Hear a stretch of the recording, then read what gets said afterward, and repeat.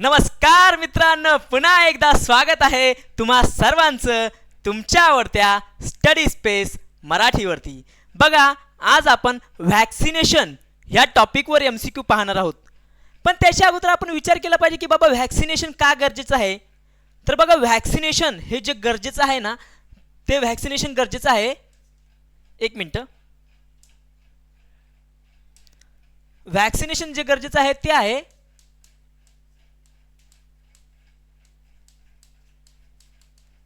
Immune सिस्टीमसाठी. म्हणजे आपल्या शरीरामधली जी इम्यून सिस्टीम आहे ना, तिला मजबूत करण्यासाठी व्हॅक्सिनेशनची गरज आहे. पण इम्यून सिस्टीमला मजबूत करणं का आवश्यक आहे ते पण समजवण्यासाठी आधी तुम्ही फक्त 2 मिनटं इम्यून सिस्टीम आपल्या शरीरामधले काय असते ना ते फक्त बघण्यासाठी फक्त 2 मिनटं इकडे लक्ष द्या. हो का, आपल्या शरीरामध्ये जी इम्यून सिस्टीम असते ना ती 2 प्रकारची असते. ती कशी? इम्यून सिस्टीमचे 2 भाग पडतात. एक असते इन्नेट इम्युनिटी आणि दुसरी जी असते ना ती असते ॲडॅप्टिव्ह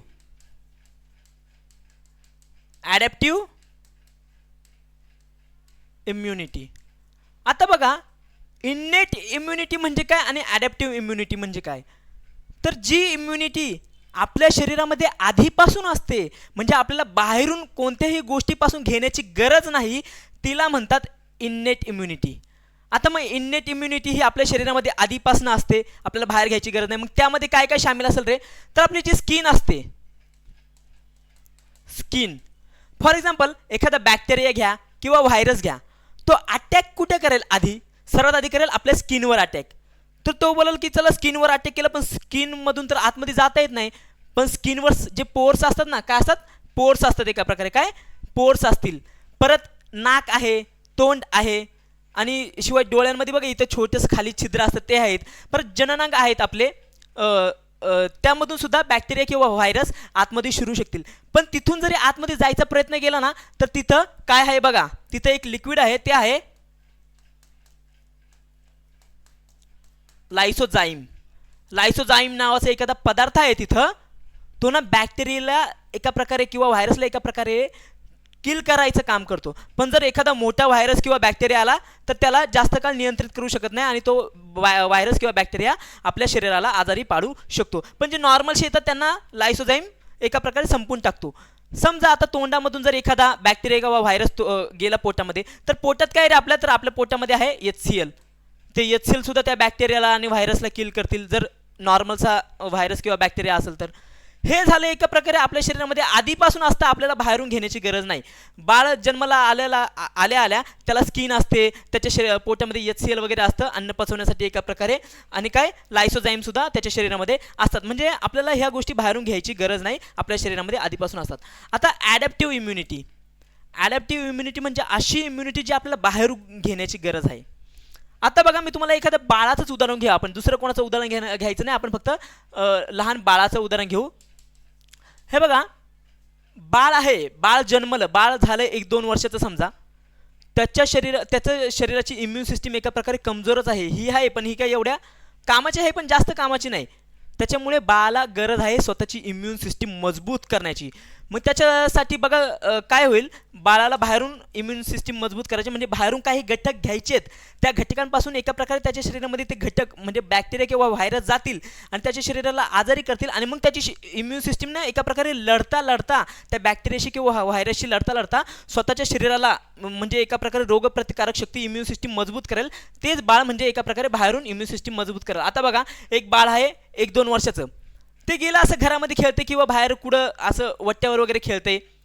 त्याचा हात जर मातीमध्ये वगैरे कुठे पडला, तिथे एखादा बॅक्टेरिया किंवा व्हायरस आहे, नंतर त्या बाळाने तोच हात घातला तोंडामध्ये, तोंडातून तो बॅक्टेरिया शरीरामध्ये वगैरे गेला. पोटात HCl आहे, पण HClने जर त्या बॅक्टेरियावर काय फरक पाडला नाही किंवा त्याला किल केलं नाही, तर तो बॅक्टेरिया काय करेल? तो जाईल WBCशी युद्ध करेल. त्या बाळामध्ये असले WBC, ती WBC म्हणा काय करेल?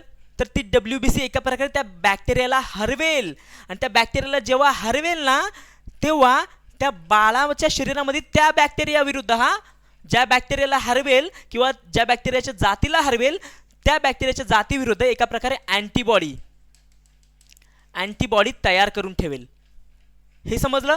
मग काय होईल, अँटीबॉडी जेव्हा तयार होईल तेव्हा ती अँटीबॉडी कायमस्वरूपी त्या बाळाच्या शरीरामध्ये राहील, म्हणजे बाळ मोठं झालं तरी राहील. मग जेव्हा जो बॅक्टेरियासाठी ही अँटीबॉडी तयार केली ती, तो बॅक्टेरिया जर पुन्हा म्हणजे कोणत्या कारणास्तव त्या बाळाच्या शरीरामध्ये गेला तर ही अँटीबॉडी तयार आहे. म्हणजे हे बघा, बाळाच्या शरीरामध्ये एका प्रकारे अँटीबॉडी म्हणजे एक्सपिरियन्स आहे की बाबा आम्ही ह्या आजाराला पहिल्यांदा सुद्धा हरवला आहे, दुसऱ्यांदा पुन्हा जर तो बॅक्टेरिया किंवा तो आजार आला आमच्या शरीरामध्ये तर आम्हाला एक्सपिरियन्स आहे, म्हणून आम्ही त्या आजाराला म्हणा, बॅक्टेरियाला म्हणा, एकदम सिम्पली हरवू वगैरे शकतो. ह्या पण काही काही बॅक्टेरिया किंवा व्हायरस ना भरपूर खतरनाक असतात. ते जर पहिल्या फेरीमध्ये आले ना, पहिल्या फेरीमध्येच बाळाचा मृत्यू होऊ शकतो, म्हणजे बाळ दगावू शकतं, आजारी पडेल आणि दगावू शकतो. मग त्यांच्यासाठी आता काय करणं गरजेचं आहे, तर त्यांच्यासाठी गरजेचं आहे व्हॅक्सिनेशन. व्हॅक्सिनेशन हे त्या गोष्टीसाठी गरजेचं आहे. आता बघा, आपण घेऊ फॉर एक्झाम्पल टीबी घेऊ. टीबीचा बॅक्टेरिया आहे कोण, मायकोबॅक्टेरियम आहे तो टीबीचा बॅक्टेरिया. टीबीचा बॅक्टेरिया जर बाळाला म्हणजे व्हॅक्सिन वगैरे दिली नसेल, बाळाच्या शरीरामध्ये आला, इम्युन सिस्टीमशी लढेल, पण काय काय ना तो बाळाच्या इम्युन सिस्टीमला एका प्रकारे हारून टाकेल. किंवा काही जर मोठे जर व्यक्ती असतील त्यांना जर व्हॅक्सिनेशन झालं नसेल आधीच कधी त्यांच्या शरीरामध्ये जर तो बॅक्टेरिया आला तरी त्यांच्या पण इम्युन सिस्टीम तो जोरदार असेल पाडेल आणि इम्युन सिस्टीमलाच एका प्रकारे हारून टाकून त्या व्यक्तीला आजारी पाडेल आणि त्या व्यक्तीला टीबी होण्याची शक्यता आहे. म्हणून व्हॅक्सिनेशन गरजेचं आहे कोणत्या खतरनाक आजारांसाठी. आता बघा, व्हॅक्सिनेशनमध्ये जी व्हॅक्सिन असते ना, आम्ही जेव्हा लहान होतो तेव्हा आम्हाला वाटायचं व्हॅक्सिन म्हणजे एका प्रकारे आम्हाला औषध देतात आहे का काय, पण व्हॅक्सिन म्हणजे नेमकं काय ते बघा. व्हॅक्सिनमध्ये ना एखाद्या बॅक्टेरिया किंवा एखाद्या व्हायरसपासून आपल्याला संरक्षण ज्यापासून द्यायचं आहे त्याचा अंश असू शकतो. म्हणजे बॅक्टेरिया तो निष्क्रिय अवस्थेत सुद्धा असू शकतो, निष्क्रिय, किंवा म्हणा त्या बॅक्टेरियाचे काही अंश सुद्धा असू शकतील, त्या बॅक्टेरियामधले काही प्रोटीन म्हणा, प्रोटीन असू शकतील किंवा टॉक्झिन्स सुद्धा असू शकतील त्या व्हॅक्सिनमध्ये. ती व्हॅक्सिन काय केली जाते, कधी कधी इथं खांद्याच्या आजूबाजूला इथं जिथं ट्रायसेप्स म्हणतो आपण तिथे सुद्धा व्हॅक्सिन देतात. काही काही बाळांमध्ये मांडीवर सुद्धा व्हॅक्सिन दिली जाते, कारण तो मांडीचे जे स्नायू असतात ना बाळांमध्ये ते खूप ॲक्टिव्ह असतात आणि हातांचे एवढे ॲक्टिव्ह नसतात, ॲक्टिव्ह असतात पण जास्त नाही, मांडीचे भरपूर जास्त ॲक्टिव्ह असतील. म्हणून बाळांमध्ये जास्त करून लस जी दिली जाते ना ती जास्त करून मांडीवरच दिली जाते. तर मग त्या व्हॅक्सिनमध्ये काय असेल, निष्क्रिय अवस्थेमध्ये व्हायरस किंवा बॅक्टेरिया असेल, बॅक्टेरियाचे अंशसुद्धा असू शकतील किंवा टॉक्झिन्ससुद्धा असू शकतील. ते जेव्हा व्यक्तीच्या शरीरामध्ये सोडले जातील ना तेव्हा व्यक्तीच्या शरीरामध्ये हीच क्रिया होते. काय होईल, शरीराची जे WBC असतील ते WBC युद्ध करतील कोणाशी, हे जे निष्क्रिय अवस्थेमध्ये असतील ते बॅक्टेरिया म्हणा किंवा व्हायरस म्हणा त्यांच्याशी युद्ध करतील. अरे पण जे याच्यामध्ये आहेत ते तर निष्क्रिय अवस्थेमध्ये आहेत. व्हॅक्सिनेशनमध्ये जे आहेत बॅक्टेरिया आणि व्हायरस ते तर निष्क्रिय अवस्थेमध्ये आहेत ना, WBCला माहीतच नाही की बाबा हे निष्क्रिय अवस्थेमध्ये आहेत. मग WBC काय करतं की यांना एका प्रकारे किल करतं, पण ते आधीपासूनच निष्क्रिय अवस्थेत येतात. तुम्ही असं म्हणू शकता की एका प्रकारे यांना हारून टाकतं आणि शरीरामध्ये काय तयार करेल, मी तुम्हाला आधी सांगितलं काय, अँटीबॉडी. अँटीबॉडी म्हणजे हा जो ज्या घटकावर किंवा ज्या आजाराची ही लस आहे ना त्याच आजाराची ही अँटीबॉडी एका प्रकारे त्या व्यक्तीच्या शरीरामध्ये तयार होऊन राहते. मग जर नंतर तो आजार जर आला व्यक्तीच्या शरीरात बाहेरून ॲक्टिव्ह निष्क्रिय नाही सक्रिय एका प्रकारे तो बॅक्टेरिया आला, तो बॅक्टेरिया बोलेल चला आता ह्या व्यक्तीला आजारी पाडू, पण त्या व्यक्तीच्या शरीरामध्ये अँटीबॉडी आधीपासूनच आहे. मग ती अँटीबॉडी काय करेल, WBC किंवा इम्युन सिस्टीम काय म्हणेल की बाबा आमच्याकडे अँटीबॉडी आहे, मग हे बघ आमच्याकडे अँटीबॉडी आहे, आता आम्हाला एक्सपिरियन्स आहे एका प्रकारे तुला हरवण्याचा, आम्ही आधीच तुला हरवले, पण त्याला हरवलं होतं पण तो निष्क्रिय अवस्थेत होता आणि आता सक्रिय अवस्थेत आलाय, पण तरीसुद्धा एक्सपिरियन्स आहे म्हणजे अँटीबॉडी आहे. म्हणजे अँटीबॉडी त्या जिवंत सक्रिय बॅक्टेरियाला म्हणा किंवा व्हायरसला किल करून टाकेन आणि तो बॅक्टेरिया व्हायरस समजा एका प्रकारे समाप्त होऊन जाईल. हे आहे व्हॅक्सिनेशनचा एका प्रकारे फायदा. आता बघा, व्हॅक्सिनेशन आणखी कोणत्या कोणत्या घटकांसाठी गरजेचं आहे, फक्त स्वास्थ्य बालकांचं स्वास्थ्य किंवा लोकांचं स्वास्थ्य याच्यासाठीच गरजेचं आहे का, याचे अजून काही काही फरक आहेत. हे बघा, फॉर एक्झाम्पल देतो मी तुम्हाला, एक कुटुंब आहे, समजा एक फॅमिली आहे, त्या फॅमिलीमध्ये माता पिताकडून मेल आणि फिमेल समजा हे आहेत, नवरा बायको आहेत, पती पत्नी, त्यांचं एक बाळ आहे. त्या बाळाने जन्म घेतला, पण काही काळाने एखाद्या आजारापायी समजा ते बाळ मृत्यू झाला त्या बाळाचा, म्हणजे व्हॅक्सिन उपलब्ध नव्हती म्हणून त्या बाळाचा मृत्यू झाला. तर मग काय करेल, ही फॅमिलीला तर वाईट वाटणं गरजेचंच आहे, कारण जर एखाद्या कोणत्याच फॅमिलीला चांगलं वाटत नाही की बाबा त्याचं बाळ मृत्यू झालं तर चांगलं वाटत नाही, ते फॅमिली काही काळ नाराज राहील, पण ते परत फॅमिली प्लॅनिंग करू शकतील की बाबा आपलं बाळ मृत्यू झाला, आपण परत एखाद्या बाळाला जन्म देऊ, मग ते पुन्हा एका बाळाला जन्म देतील. बायचान्स त्या बाळाला सुद्धा काय झालं, त्या बाळाचा सुद्धा एखाद्या आजाराने मृत्यू झाला, ज्याच्यासाठी व्हॅक्सिन उपलब्ध नव्हती, आत्ता उपलब्ध आहे. तर मग ते परत बाळाला जन्म देतच राहते जोपर्यंत की बाबा एखादं तरी बाळ किंवा 2-3 बाळ जगत नाही तोपर्यंत, म्हणजे 2-3 बाळ जोपर्यंत मोठी होत नाही तोपर्यंत ते एका प्रकारे बाळांना जन्म देतच राहतील. आणि हे बघा लोक म्हणतात की हे पॉप्युलेशन कंट्रोल करा, पॉप्युलेशन कंट्रोल करणं खूप गरजेचं आहे. पण जेव्हा स्वास्थ्य सुविधा हे पूर्णपणे विकसित होतील, पूर्णपणे भरपूर प्रमाणामध्ये उपलब्ध झालेल्या आहेत, पार गावाखेड्यांपर्यंत पण पोहोचत आहेत आता, पण आणखी जर थोडासा आणखी प्रसार झाला ना, तर जेव्हा देशामध्ये पूर्णपणे व्हॅक्सिनेशन म्हणा किंवा स्वास्थ्य सुविधा हे पूर्णपणे पोहोचतील ना, तेव्हा देश एका प्रकारे पूर्णतः स्वस्थ होईल. मानसिक संतुलनसुद्धा लोकांचं व्यवस्थित ठीक राहील. ते पण का, ते पण सांगतो बघा. आता हे झालं बाळांचं. बाळ आता 10-15 वर्षांपूर्वी वर्षांच्या मागे तुम्ही जा, तर तिथे काय होत होतं की असे बाळांना जन्म देत गेले, जन्म देत गेले, जन्म देत गेले, पण जर हे बाळ दगवतच गेले, म्हणजे एका प्रकारे मृत्यू झाला, तर इथे ना कधी कधी काय व्हायचं की ज्या स्त्रीने जन्म दिलाय ना, त्या स्त्रीला सुद्धा लोक वाईट बोलायचे की बाबा तू ह्या बाळाला तर जन्म तूच देते, मग जन्म दिलेलं बाळ जगत का नाही, त्यालाच का आजार होतात, म्हणून त्या स्त्रीला सुद्धा एका प्रकारे त्या स्त्रीचा मानसिक छळ केला जात होता. आणि त्याचबरोबर ती स्त्री किती वेळा रे बाळांना जन्म देईल, एकदा दिला, दोनदा दिला, तीनदा दिला, त्या स्त्रीची सुद्धा शरीराची अवस्था काय होत असेल, एका प्रकारे तिचं सुद्धा किती शरीराला त्रास होत असेल, तिच्या शरीरामधून कितीतरी तुम्ही म्हणता ब्लड वाहत असेल, लोह एका प्रकारे निघून जात असेल, एका प्रकारे कॅल्शियम पण किती निघून जात असेल, त्या स्त्रीला सुद्धा जीव आहे ना एका प्रकारे, मग त्या स्त्रीचं सुद्धा इथे स्वास्थ्य लक्षात घेणं गरजेचं आहे. आणि त्याचबरोबर बघा, आता आईसुद्धा डिप्रेशनमध्ये की बाबा बाळ आपलं जगत नाही, वडीलसुद्धा डिप्रेशनमध्ये, फॅमिली एका प्रकारे डिप्रेशनमध्ये. मग आता एखादा व्यक्ती जेव्हा डिप्रेशनमध्ये असतो तेव्हा त्याचं कामामध्ये मन लागतं का रे?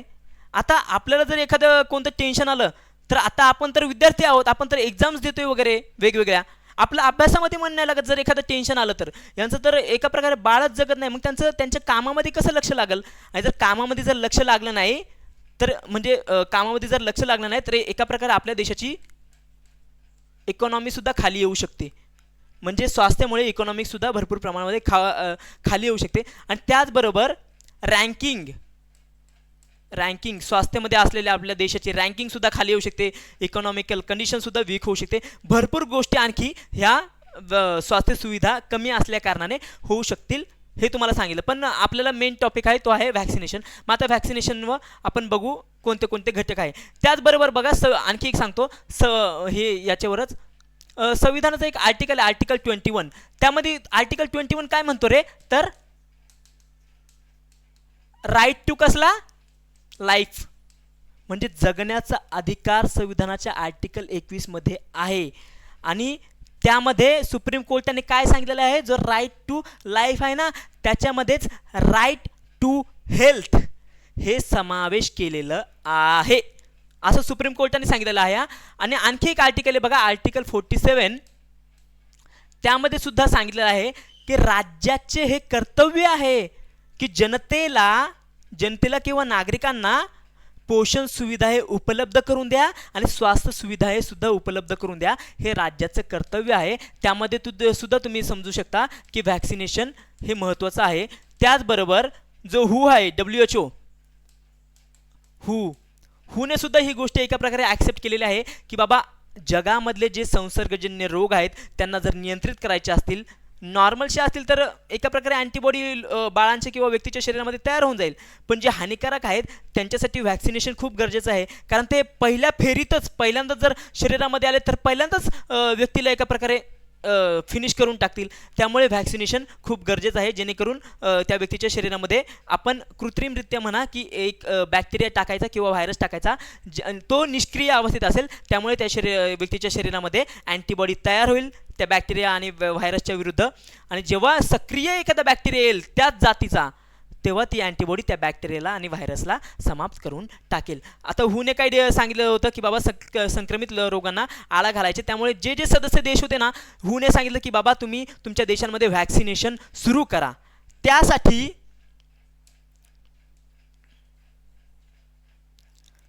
आपल्या भारत देशाने 1978ला एक प्रोग्राम सुरू केला. त्या प्रोग्रामचं नाव काय, expanded programme on immunization, expanded programme on immunization. आणि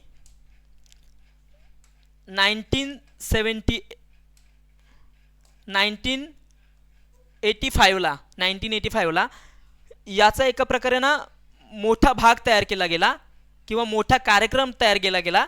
त्याला काय म्हणायचं, युनिव्हर्सल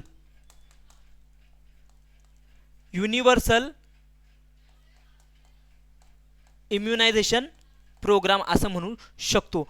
कधी एक्सपांडेड प्रोग्राम ऑन इम्युनायझेशन 1978ला तयार केला आणि युनिव्हर्सल इम्युनायझेशन प्रोग्राम जो आहे तो 1985ला. राष्ट्रीय लसीकरण प्रोग्रामसुद्धा किंवा कार्यक्रमसुद्धा तुम्ही त्याला म्हणू शकता. आणि 1990 साली जो आहे तो प्रत्येक जिल्ह्यामध्ये सुद्धा प्रसार झाला या प्रोग्रामचा. तर ह्या गोष्टी तुम्हाला इथून सांगून झाल्या. आता आपण ह्या फक्त बघा थोड्याशा गोष्टी सांगायच्या होत्या की बाबा थोडंसं लक्षात ठेवा की बाबा इम्युन सिस्टीम काय आहे, आपल्याला वॅक्सिनेशनची गरज काय आहे आणि का वॅक्सिनेशन गरजेचं आहे, ह्या थोडं फक्त तुम्हाला थोड्या वेळामध्ये सांगून दिलं मी. आता बघा आपण लगेच आपल्या क्वेश्चन्सला लगेच सुरुवात करूया. ओके, बघा आता लगेच सुरुवात केली आपण. बीसीजी लस कोणत्या रोगापासून संरक्षण देते? ऑप्शन्स बघा. Option number 1 malaria, option number 2 क्षयरोग म्हणजेच टीबी, ऑप्शन नंबर 3 डेंग्यू आणि चौथं जे ऑप्शन आहे ते काय आहे, टायफॉइड. तर याचं उत्तर मी तुम्हाला लगेच सांगतो. याचं उत्तर आहे ऑप्शन नंबर 2 क्षयरोग. बीसीजी कोणत्या रोगाविरुद्ध दिली जाते रे, तर क्षयरोग. बघा बीसीजी लस दिली जाते ना ती बाळ जन्मल्या लगेच दिली जाते किंवा 24 तासांच्या आतमध्ये देणं गरजेचं आहे, एका प्रकारे तुम्ही असं म्हणू शकता. आणि जर नाही दिली तरी लवकरात लवकर बाळाला देणं गरजेचं आहे. 5 वर्षांच्या आसपास किंवा लवकरात लवकर 5 वर्षाच्या लवकर देणं खूप गरजेचं आहे. त्याच्यापेक्षा 24 तासाच्या आतमध्ये दिली तरच खूप फायदेशीर आहे. कारण बाळ जन्मले त्याच्यामध्ये जर आधीपासूनच हे असेल की बाबा लस दिली आणि मग बाळाच्या शरीरामध्ये अँटीबॉडी तयार होईल आणि बॅक्टेरिया जर बाहेरून आला जिवंत सक्रिय तर त्या बॅक्टेरियाला एका प्रकारे समाप्त करून टाकेल. पण जर तुम्ही जर भरपूर काळ वाट बघितली की बाबा देऊ लस देऊ आणि ते आधीच जर सक्रिय बॅक्टेरिया आला तर त्या बाळाला त्या बाळाच्या जीवाला धोका होईल ना. आणि बीसीजी लस ही कुठे दिली जाते, लेफ्ट साईडला, इथे जिथं एका प्रकारे ट्रायसेप्स असतात ना तिथं हात एकदम ढिल्ला सोडायचा. लस कधीही कोणती लस घेताना हात एकदम ढिल्ला सोडायचा. एकदम पण अशी बॉडी टाईट करून नाही दाखवायची बाबा त्या समोरच्या जो लस देतोय त्याला घाबरायला, हे बघ माझी बॉडी, तसं नाही. एकदम हात एकदम ढिल्ला सोडायचा, रिलॅक्स द्यायचा. कारण ते मांसपेशी असतात, दुखणार नाही एका प्रकारे, म्हणून हात एकदम ढिल्ला वगैरे सोडायचा. आता बीसीजीचा फुल फॉर्म काय रे, बीसीजीचा फुल फॉर्म काय, तर बॅसिलस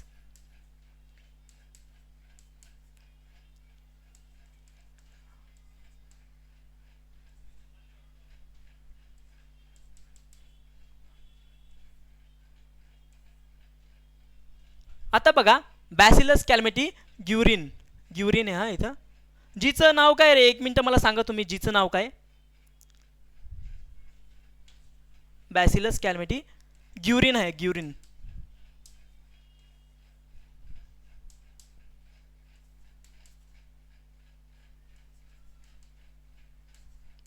हे बघा आम्ही सुद्धा विद्यार्थी आहेत, आमच्याकडून सुद्धा चुका वगैरे होतात स्पेलिंग वगैरे, म्हणून काही वाईट वाटून घेऊ नका. बॅसिलस कॅलमेटी ग्युरिन. आता जे बॅसिलस आहे त्याचा अर्थ काय होता, तर तो आहे बॅक्टेरिया किंवा जीवाणू म्हणा तुम्ही. बॅसिलस म्हणजे जीवाणू. आणि कॅलमेटी आणि ग्युरिन जे आहेत ते 2 शास्त्रज्ञ होते. ते कुठले शास्त्रज्ञ होते, तर जर्मनीचे शास्त्रज्ञ होते. आणि ही लस त्यांनी काढली जीवाणू विरुद्ध ह्या, म्हणून त्याला नाव दिलं बीसीजी, बॅसिलस कॅलमेटी ग्युरिन असं हे त्यांनी नाव दिलं. कोणत्या लसीला, तर बीसीजी ह्या लसीला.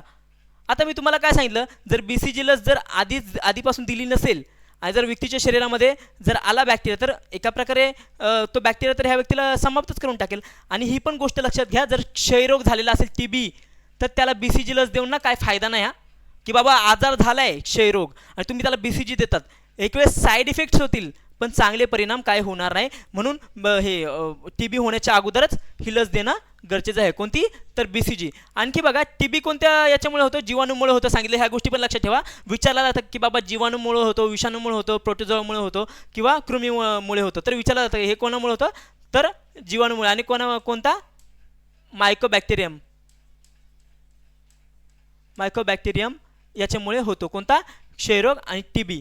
आणि याच्यामुळे काय रेस्पिरेटरी सिस्टीमचा एका प्रकारे आजार आहे. थुंकताना वगैरे कधी कधी रक्त वगैरे पडतं आणि श्वास घ्यायला त्रास होतो. का? कारण ते लंग्जमध्ये वगैरे दोन्ही लंग्जमध्ये जे आपले छोटे छोटे एकदम ते असतात हे हे भाग जे लंग्सचा, त्याला काय म्हणायचं रे, तर त्याला म्हणायचं अल्वेलाई. हे एका प्रकारे जाम करून टाकतील आणि त्याच्यामध्ये हे बॅक्टेरिया एका प्रकारे अल्वेलाईला जाम करून टाकतील आणि एका प्रकारे तिथं एका विशिष्ट प्रकारचं लिक्विड स्त्रावित करतील, जेणेकरून लंग्स वगैरे एकदम पॅक होऊन जातील हळूहळू, जेणेकरून त्या व्यक्तीला, क्षयरोग झालेल्या व्यक्तीला हे श्वास घ्यायचा त्रास होईल आणि थुंकताना सुद्धा रक्त पडेल. हे तुम्हाला मी सांगितलं. मलेरिया हा प्रोटोझोआमुळे होतो. प्रोटोझोआ म्हणजे कोणता? प्लाझ्मोडियम, हा जो सिंगल सेल्युलर आहे तो. आणि याचा वाहक कोण आहे? व्हेक्टर बॉर्नने. याचा व्हेक्टर बॉर्न डिसीज आहे मलेरिया. याचा वाहक कोण आहे रे? तर याचा वाहक आहे मादा किंवा फिमेल ॲनाफिलीज. ॲनाफिलीज जी डासाची ही जी मादी आहे ना, तिच्यामुळे मलेरिया हा पसरतो आणि ते यकृतमध्ये राहतील आणि RBC खायचं काम करतात, एका प्रकारे प्रोटीन खायचं काम करतात. डेंग्यू कोणता आहे? तर डेंग्यू हा व्हायरस जनित आजार आहे. आणि डेंग्यू जो आहे त्याचं वहन कोण करतं रे? तर एडिज इजिप्टी नावाची जी जो डास आहे तो याचं वाहक आहे डेंग्यूचा. आता टायफॉईड. डेंग्यूमध्ये काय एका प्रकारे WBC सुद्धा कमी होतील आणि प्लेटलेट्ससुद्धा कमी होतील, ज्यामुळे प्लेटलेट्स कमी झाले तर रक्त गोठण्याचं काम एका प्रकारे होणार नाही. आणि टायफॉईड हा खराब अन्न किंवा खराब पाणी पिल्यामुळे होतो, जो जीवाणूजनित रोग आहे. यामुळे एका प्रकारे आपली जे पोटाचं आहे, म्हणजे लहान आतडे मोठे आतडे हे बिघडतात. आणि लहान आतडे मोठे आतडे बिघडल्यानं तुम्ही फक्त लक्षात ठेवा की तिथे डायरिया होणारच, म्हणजे एका प्रकारे जुलाब होणारच. कॉन्स्टिपेशनसुद्धा होऊ शकतं, जो म्हणजे एका प्रकारे जे मल असतं, शौच असताना ते घट्ट होतं आणि शौच करताना ते मल एका प्रकारे बाहेर येत नाही, त्यालाच म्हणायचं कॉन्स्टिपेशन. ते सुद्धा होऊ शकतं किंवा जुलाबसुद्धा होऊ शकतात. हे तुम्हाला या गोष्टीमध्ये सांगितलं. आणि जीवाणूमुळे होणारा आजार आहे टायफॉईड. आता बघा पुढचा प्रश्न आहे, DPT लसीत खालीलपैकी कोणते 3 रोगांपासून संरक्षण मिळते? DPT काय विचारलं? DPT. आता बघा हे मोठे ऑप्शन्स आहे, मी तुम्हाला डायरेक्ट उत्तर सांगतो. याचं उत्तर आहे ऑप्शन नंबर 1, डिप्थेरिया, पर्ट्युसिस आणि टिटॅनस. हे 3 आजार आहेत. ते कशामुळे 3 आजार आहेत DPTमध्ये सामावलेले, आणि म्हणजे DPT लस ह्याच आजारांवर दिली जाते, डिप्थेरिया, पर्ट्युसिस आणि टिटॅनस. आता डिप्थेरिया बघा, डिप्थेरिया जो आहे ना, त्यामध्ये काय होतं? हा बॅक्टेरियामुळे होणारा हा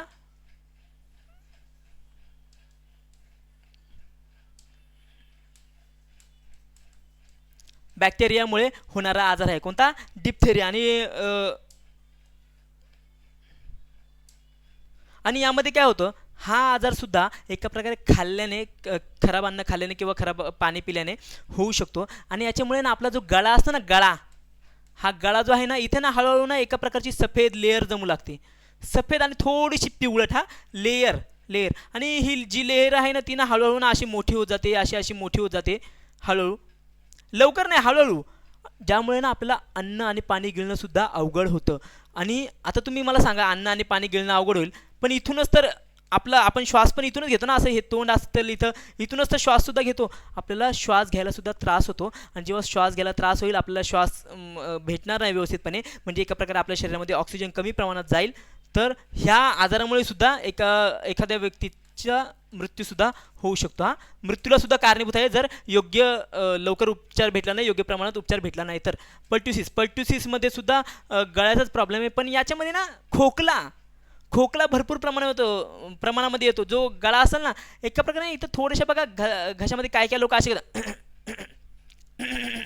असे ते पण मोठ्या आवाजाने करतात, किंवा लवकर लगेच खोकला येतो. थोडंसं काही जेवण वगैरे खाल्लं तर लगेच खोकला. एक जरी घास खाल्ला तरी 10 वेळा खोकतील. त्यामुळे कोणता? हा पर्ट्युसिस आजार कशामुळे आहे? तर खोकल्याचा एका प्रकारे आजार आहे, ज्यामुळे भरपूर वेळा खोकला येतो, थांबतच नाही. तुम्ही जर कधी जर जास्त खोकला झाला आणि तुम्ही जर गेलात डॉक्टरांकडे न जाता डायरेक्ट मेडिकलमध्ये गेलात, त्याला जर सांगितलं की बाबा आम्हाला औषध वगैरे दे, तर तो पण बघा कधी जर जास्त गळ्याला प्रॉब्लेम असेल की बाबा जास्त प्रमाणात प्रॉब्लेम आहे, तर तो पण तुम्हाला ना लवकर औषध देणार नाही. तो बोला की तुम्ही डॉक्टरकडे जाऊन या, डॉक्टर चेक करतील, तुम्ही चिठ्ठी घेऊन या, तेव्हाच आम्ही तुम्हाला औषध देऊ. ते पण लवकर औषध देत नाही खोकल्याचं, कारण खोकल्याचं औषध पिल्यामुळे ना कधी जास्त प्रमाणामध्ये झोपसुद्धा येते. म्हणून कायमचं व्यक्तीला झोपू नये म्हणून ते म्हणतात की आधी डॉक्टरांकडे जा, पावती घेऊन या, मग आम्ही औषध देतो. त्यांचा हा उद्देश होतो. आता टिटॅनस सुद्धा बॅक्टेरियामुळेच होणारा आजार आहे. पिल्यामुळे सुद्धा होऊ शकतो, पण जास्त करून तो कुठं एखादी जखम वगैरे जर आपल्या शरीराला झाली असेल आणि तो बॅक्टेरिया कुठे राहतो तर मातीमध्ये म्हणा, हवेमध्ये म्हणा, तो उडून येईल त्या जखमेवर, किंवा तुम्हीच जर स्वतःहून गेलात पाय वगैरे तो जखमेचा पाय घेऊन, हातपाय घेऊन, जखम झालेला भाग घेऊन त्या जिथे बॅक्टेरिया आहे तिथं, तो बॅक्टेरिया जर त्या जखमेतून जर आत गेला तर तो डायरेक्ट अटॅक कुठे करेल तर तो ना मांसपेशीवर, स्नायूंवर एका प्रकारे अटॅक करेल आणि त्यांना ना एका प्रकारे कॉन्ट्रॅक्ट करून टाकेल. एका प्रकारे कॉन्ट्रॅक्ट म्हणजे हालचाल तर आधी अशी व्यवस्थित होत होती, पण कॉन्ट्रॅक्ट केलं ना तर आपल्याला ना एका प्रकारे अशी हालचाल करायला सुद्धा एकदम जास्त फोर्स लावायला लागेल. त्यामुळे आपली हालचाल सुद्धा आपल्याला शरीराची व्यवस्थितपणे करता येणार नाही एका प्रकारे. कशामुळे तर टिटॅनस या आजारामध्ये. अजून बघा याच्यामुळे ना जॉ लॉक सुद्धा होतो, म्हणजे एका प्रकारे जबडा आहे ना तो आपला जबडा डायरेक्ट लॉक होतो. म्हणजे लॉक म्हणजे उघडायला सुद्धा त्याला त्रास होतो. म्हणजे जर जेवायचं जरी असेल तरी एकदम असं एकदम हळूहळू जबडा वगैरे उघडणार. जेवण सुद्धा जात नाही, जेवण आणि पाणी प्यायला सुद्धा त्रास होतो. आणि स्नायूंवर काय होतं, स्नायूंना एका प्रकारे कॉन्ट्रॅक्ट होऊन जातात, स्नायू एका प्रकारे दबून जातात, फोर्स लावावा लागतो त्यांना उघडण्यासाठी. कशामध्ये तर टिटॅनसमध्ये. हे बघा जे बाळाला सुद्धा टिटॅनसचं इंजेक्शन दिलं जातं. ज्या प्रकारे BCG लस आहे ना की बाबा एकदा दिली मग द्यायची गरज नाही, तशी टिटॅनस नाही. टिटॅनस एकदा जर लागलं तर टिटॅनस घ्या, परत जर नंतर कधी जखम वगैरे झाली तेव्हासुद्धा तुम्ही TTचं इंजेक्शन घेणं गरजेचं आहे. आणि बघा लोखंड लागलं ते सुद्धा गंजलेलं, त्याच्यावर सुद्धा हे बॅक्टेरिया राहतात हा. त्यामुळे जर गंजलेलं लोखंड वगैरे लागलं, रक्त वगैरे निघू लागलं, किंवा सामान्य जरी लोखंड लागलं, मी तर म्हणतो TTचं इंजेक्शन घेऊन टाकावं, जास्त विचार करत बसू नये. आणि हे आणखी काही टिटॅनसमध्ये बघा, टिटॅनसमध्ये ना ते जेव्हा एखादी गर्भवती स्त्री असते, तिच्या पोटामध्ये असेल बाळ, गर्भवती स्त्री तिच्या पोटामध्ये आहे बाळ, तर कधी कधी काय करतात की ना, किंवा जास्तीत जास्त जे गर्भवती महिला असते ना तिला TTचं इंजेक्शन देऊनच टाकतात की बाबा देऊन टाकू एकदाशी. का? कारण TTचं इंजेक्शन जर त्या महिलेला दिलं तर त्या महिलेच्या शरीरामध्ये TTचं एका प्रकारे, म्हणजे त्या व्हॅक्सिनचं म्हणू, इंजेक्शन आहे सॉरी, व्हॅक्सिनचं एका प्रकारे अँटीबॉडी तयार होईल. आणि बाळाची जी नाळ तर आईला जोडलेली आहेच ना, मग त्या नाळेतून ना त्या अँटीबॉडी आहे ना त्या बाळाला प्रोव्हाइड केली जातील, जेणेकरून त्या बाळाची एका प्रकारे हळूहळू इम्युन सिस्टीम डेव्हलप केली जाईल. म्हणून गर्भवती स्त्रीला सुद्धा TTचं इंजेक्शन दिलं जातं. आता बघा हे झालेलं आहे आपलं. पुढचा प्रश्न बघूयात. पुढचा प्रश्न बघा काय आहे, पोलिओसाठी कोणती लस दिली जाते? पोलिओ कोणता? पोलिओ. आणि हा कशामुळे होतो रे? व्हायरस की बॅक्टेरिया? कशामुळे तर पोलिओ हा होतो व्हायरसमुळं, व्हायरसजनित रोग आहे किंवा आजार आहे असं म्हणू शकता. आणि पोलिओ जो आहे ना, पोलिओचा व्हायरस कशावर आहे? पोलिओचा व्हायरस डायरेक्ट सेंट्रल नर्वस सिस्टीमवर अटॅक करतो. कुठे? Direct central nervous system. आणि आपल्या शरीरामध्ये सेंट्रल नर्वस सिस्टीम म्हणजे कोणती? ब्रेन आणि स्पायनल कॉर्ड. ब्रेन आणि स्पायनल कॉर्ड जो आहे तो सेंट्रल नर्वस सिस्टीमचा भाग आहे. आणि सेंट्रल नर्वस सिस्टीम, ब्रेन आणि स्पायनल कॉर्ड झालं सेंट्रल नर्वस सिस्टीम, पण सेंट्रल नर्वस सिस्टीममधला हा जो स्पायनल कॉर्ड आहे ना तो ना पेरिफेरल नर्वस सिस्टीमला एका प्रकारे कंट्रोल करतो. ब्रेनसुद्धा कंट्रोल करतो, पण जो स्पायनल कॉर्ड आहे तो जास्त प्रमाणामध्ये कंट्रोल करतो पेरिफेरल नर्वस सिस्टीमला. आणि पेरिफेरल नर्वस सिस्टीम आपल्या हातापायांमध्ये पसरलेली आहे, जी आपल्या हाताची मूवमेंट करते. आता हे बघा, मी तुमच्यासमोर अशा हात वगैरे हलवतोय, माझा मेंदू स्पायनल कॉर्डला ऑर्डर देतो आणि स्पायनल कॉर्ड माझ्या पेरिफेरल नर्वस सिस्टीम थ्रू माझे हात असे हलवतोय. याच्यामध्ये जो स्पायनल कॉर्ड असतो ना तोच एका प्रकारे कमकुवत होतो, म्हणजे त्याची एका प्रकारे शक्ती कमी होते आणि हळूहळू तो स्पायनल कॉर्ड सुद्धा निष्क्रिय होऊ शकतो. जेणेकरून जेव्हा ब्रेन जो आहे तो स्पायनल कॉर्डला ऑर्डर देईल, स्पायनल कॉर्डला ऑर्डर जाणारच नाही, एका प्रकारे गेली तरी तो ऐकणारच नाही. ऐकलं नाही तर तो पेरिफेरल नर्वस सिस्टीमला कंट्रोल करणार नाही, मग माझ्या हातपाय एका प्रकारे हलणार नाही. म्हणून ह्या आजारामध्ये कधी कधी ना हे लकवासुद्धा मारतो. एखादा अवयव म्हणा, पाय किंवा हात लहानसुद्धा राहतो. त्यामुळे पोलिओची लस देणं गरजेचं आहे. आणि ओरल पोलिओ व्हॅक्सिन OPV ही लस पोलिओसाठी दिली जाते. पण हे बघा OPV आहे ना, कधी कधी सांगतो मी तुम्हाला, चान्सेस नाही पण होऊ शकतं काही प्रमाणामध्ये. OPV जी तोंडाद्वारे दिली जाते, 2 बूंद जिंदगी के, आधी बाळ जन्मल्या मग 6 आठवड्यांनी, मग त्यानंतर जेव्हा बाळ 10 आठवड्याचं होऊन जाईल तेव्हा 3 टप्पे असतील तेव्हा देऊन टाकतील. आणि हे बघा हे तोंडावाटे दिले जाते. त्याचबरोबर हिचे जे हे असतील ना, काय सांगितलं मी, व्हायरसचं जे अंश असेल ना त्या ड्रॉपलेट्समध्ये, ते शरीरात जाईल, अँटीबॉडीज तयार करायचं काम करतं. ही व्हॅक्सिनच आहे, म्हणजे अँटीबॉडीज बाळाच्या शरीरामध्ये तयार करायचे. पण हे निष्क्रिय अवस्थेत असतील ना, पण ना ते कधी कधी काही प्रमाणामध्ये म्हणतो, काही प्रमाणामध्ये चान्सेस आहेत .1% 2% सुद्धा म्हणा चान्सेस आहेत की बाबा ते सक्रिय सुद्धा होण्याची शक्यता आहे हा याच्यामध्ये. कशामध्ये? OPV मध्ये. म्हणून काय करतील त्याच्यासाठी आणखी एक लस आहे IPV,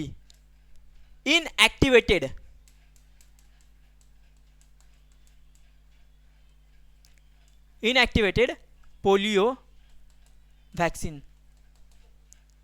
ही सुद्धा दिली जाते आणि ही इंजेक्शनच्या रूपामध्ये दिली जाते. OPV तोंडामधील 2 थेंब टाकतील, पण IPV मध्ये एका प्रकारे लस टोचली जाईल आणि हिच्यामधले जे व्हायरस असतील म्हणा ते सक्रिय होणार नाही. ते निष्क्रिय अवस्थेत असतील किंवा निष्क्रिय अवस्थेतच असतात, पण ते सक्रिय होणार नाही याच्यामध्ये पॉसिबिलिटी नाही. याच्यामध्ये मी तुम्हाला काय म्हटलं 0.1% सुद्धा म्हणू शकता की बाबा चान्सेस आहेत. म्हणून हे काय करतील की दोन्ही लस देऊन टाकतात एका प्रकारे. दोन्ही लस देऊन टाका, काही टेन्शनच नाही. आता पुढचा आपण प्रश्न बघूया. पोलिओसाठी कोणती लस दिली जाते? तर OPV व्हॅक्सिन किंवा तुम्ही ही IPV सुद्धा लक्षात ठेवा. पुढचा प्रश्न बघा. MMR लस कोणत्या रोगांसाठी दिली जाते? तर कोणत्या रोगांसाठी? डायरेक्ट उत्तर सांगतो, ऑप्शन वाचतच बसत नाही, डायरेक्ट उत्तर सांगतो. जाऊ द्या. ऑप्शन नंबर 1 मिझल्स, मम्स आणि रुबेला. मिझल्स म्हणजे काय रे? गोवर. हां, परत मम्स बरोबर आहे ना, आणि रुबेला. हे बघा, जे गोवर आहे मिझल्स जे आहे त्यामध्ये तो तर एका प्रकारे व्हायरसच आहे. हा पण व्हायरस आहे आणि हा पण व्हायरसमुळेच पसरणार एका प्रकारे आजार आहे. मिझल्समध्ये काय होतं माहिती आहे का? जेव्हा एखाद्या बाळाला, जास्त करून बघा बाळालाच म्हणजे 10 वर्षाच्या खालील व्यक्तीला जास्त करून एका प्रकारे हे व्हायरस लवकर पकडतील किंवा बॅक्टेरिया. का? कारण त्यांची एका प्रकारे इम्युन सिस्टीम मजबूत नाही. म्हणून त्यांची इम्युन सिस्टीम मजबूत करण्यासाठी त्यांचं व्हॅक्सिनेशन खूपच गरजेचं आहे. मिझल्स झाला तर मिझल्स झाल्यावर काय? हातावर म्हणा किंवा अंगावर, आधी सुरुवातीला तर चेहऱ्यावर, हातावर, पायावर, पण नंतर आतील भागावर म्हणजे छातीवर, पोटावर सुद्धा म्हणा लाल लाल ठिपके येतील. हळूहळू ते ठिपके ना थोडेसे सुजू सुद्धा शकतील. पाणी होण्याची शक्यता खूप कमी आहे, पण सुजू सुद्धा शकतील. बाळ ना एका प्रकारे गळून जातं, बाळाला भूक सुद्धा लागत नाही माहिती आहे का? बाळाचे डोळे सुद्धा लाल होतात आणि डोळ्यांमधून पाणी सुद्धा निघतं. याच्यामुळे सुद्धा ना भरपूर बाळ आहेत ना काही वर्षांपूर्वी, आता याचं व्हॅक्सिनेशन सुरू आहे म्हणून बाळ याच्यामुळे जास्त प्रमाणामध्ये दगवत नाही किंवा मृत्यू होत नाही बाळांचा, पण आधी भरपूर मिझल्समुळं बाळांचा मृत्यू व्हायचा. हे तुम्हाला सांगितलं. आता मम्स बघा, आपल्या इथे सलायवरी ग्लँड आहे. एका प्रकारे ती ग्लँड जी आहे ना ती सुजते जेव्हा मम्स हा जो आहे याचा मम्सचा एका प्रकारे बॅक्टेरिया जो आहे ना व्हायरस जो आहे तो येईल ना शरीरामध्ये, तर तो ना घशावर आक्रमण करेल. तो ना हे जे आहे ना इथं सलायवरी ग्लँड तिला एका प्रकारे सुजवेल आणि सुजवलं ना तर ना एका प्रकारे एवढी अशी गाठ इथे येऊ शकते. गालसुद्धा सुजले देऊ शकतील आणि एका प्रकारे इथे सलायवरी ग्लँड सुजून अशी इथे गाठ येऊ शकते. तो आजार आहे मम्सचा. याच्यामध्ये बघा आणखी काय काय होतं, तर पुरुषांमध्ये जे अंडकोश असतात ना ते सुद्धा सुजतात. पुरुषांमध्ये काय मम्स या आजारामध्ये पुरुषांचे अंडकोश सुद्धा सुजू शकतात आणि जे महिलांमध्ये जे अंडाशय आहेत ना ते सुद्धा सुजू शकतात. आता रुबेला बघा, रुबेला सुद्धा एका प्रकारे मिझेल्स सारखाच आहे. याला जर्मन गोवर सुद्धा म्हणतात. याच्यामध्ये सुद्धा बघा शरीरावर याच्या इथे लाल ठिपके येतात, इथे गुलाबी आणि थोडेसे लालसर सुद्धा ठिपके येतात. तेच बाळाला जेवण वगैरे जाणार नाही. बाळ एका प्रकारे त्याची इम्युन सिस्टीम कमी असल्यामुळे रोगाशी एका प्रकारे लढतंय. आपलं हे बघा, आपल्याला ताप वगैरे होतं, आपलं शरीर गरम होतं, आपण म्हणतो की बाबा ताप आलाय, माझं शरीर कमजोर होते, मला गरम झाले किंवा थंडी वाजली. असं का वाटतं रे? कारण आपले WBC ना त्या तापाचा जो बॅक्टेरिया किंवा व्हायरस असतो ना त्याच्या विरुद्ध ना युद्ध करत असतात. आणि ते जेव्हा युद्ध, आता कुठे युद्ध झालं म्हणजे बाजूची सिस्टीम एका प्रकारे ढासळणारच ना. आपल्या शरीरामध्ये त्या व्हायरसची किंवा बॅक्टेरियाचं आपल्या WBCशी इम्युन सिस्टीमशी युद्ध चालले, म्हणजे हे जे युद्धाचं मैदान आहे ते एका प्रकारे कमजोर तर होणारच ना जोपर्यंत युद्ध समाप्त होत नाही तोपर्यंत. जर युद्धामध्ये जर आपला जो इम्युन सिस्टीम जिंकली तर शरीर व्यवस्थितपणे ठीक होऊन जाणार, पण जर तो विरुद्ध पार्टी जिंकला तर याचं कल्याणच झालं. मग समजा आता हे रुबेलामध्ये सांगितलं. रुबेलामध्ये बघा मी तुम्हाला एक सांगितलं होतं, आपल्या शरीरामध्ये एक हे लिम्फॅटिक व्हेसल्स असतात. लिम्फॅटिक व्हेसल्स काय करतील, पेशींमध्ये जे जास्त पाणी वगैरे झाले, जास्त प्रमाणामध्ये प्रोटीन असेल, बॅक्टेरिया व्हायरस झालेले असतील शरीरामध्ये, ते एका प्रकारे ना घेऊन येतील. कुठे घेऊन येतील? समजा ही लिम्फॅटिक व्हेसल्स आहेत तर ते ना एखाद्या प्रकारे टाकीमध्ये आणतील आणि त्या टाकी ही लिम्फॅटिक व्हेसल्स आहे समजा, ते एका प्रकारे एका टाकीत आणतील आणि त्याला नाव काय आहे त्या टाकीला? Lymph node. लिम्फ नोड याच्यामध्ये ते आणून साठवतील. इथून आणले बॅक्टेरिया वगैरे आणले, हे व्हायरस वगैरे आणले. इथं WBC ना त्यांची वाटच बघत असतील. WBC डायरेक्ट आक्रमण करतील ह्या लिम्फ नोडवर आणि जेव्हा आक्रमण करतील, मी तुम्हाला सांगितलंच आहे ह्या दोघांचं युद्ध होईल एका प्रकारे आणि युद्ध झाले तर हा जो रणांगण आहे एका प्रकारे म्हणजे लिम्फ नोड तो सुजेल आणि मग जेव्हा रुबेला शरीरात येतो तेव्हा तीच अवस्था होते. जे लिम्फ नोड असतात, जास्त करून लिम्फ नोड ॲक्टिव्ह शरीरामध्ये तर भरपूर ठिकाणी असतात, पण मांडीमध्ये म्हणा, बगलांमध्ये म्हणा, हातांमध्ये असतात, ते सुजतात आणि तिथं एका प्रकारे गाठ तयार होईल. कशामध्ये? रुबेलामुळे. आता पुढचं बघा, पेंटाव्हॅलेंट. पेंटाव्हॅलेंट लसमध्ये किती रोगांविरुद्ध संरक्षण मिळते? पेंटाव्हॅलेंट नावाच बघा काय? पेंटा. ऑप्शन काय? 1 3 आहे, 2 4 आहे, 3 मध्ये 5 आहे आणि 4 मध्ये 6 आहे. पेंटामध्ये म्हणजे किती? 5. Option number 3 5. आता कोणते कोणते रोग? डीपीटीचे रोग घ्या. डीपीटीमध्ये किती होते? 3. डीपीटी. आता पेंटाव्हॅलेंटमध्ये बघा, डिप्थेरिया हा एक झाला. डीपीटीचे 3 रोग आणि पुढचे तुम्हाला सांगतो. डी वरून झाला डिप्थेरिया. पी डी वरनं डिप्थेरिया, पी वरनं पर्ट्युसिस.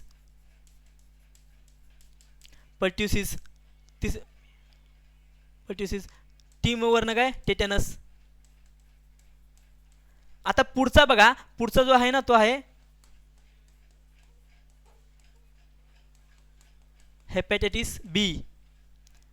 हे मी तुम्हाला कशामुळे सांगितलं रे? हा बॅक्टेरियामुळे होतो, हा पण बॅक्टेरियामुळे, हेपॅटायटिस बी व्हायरसमुळे होतो. आणि हा पुढचा एक राहिला एच वरूनच येतो, HAE, Haemophilus influenza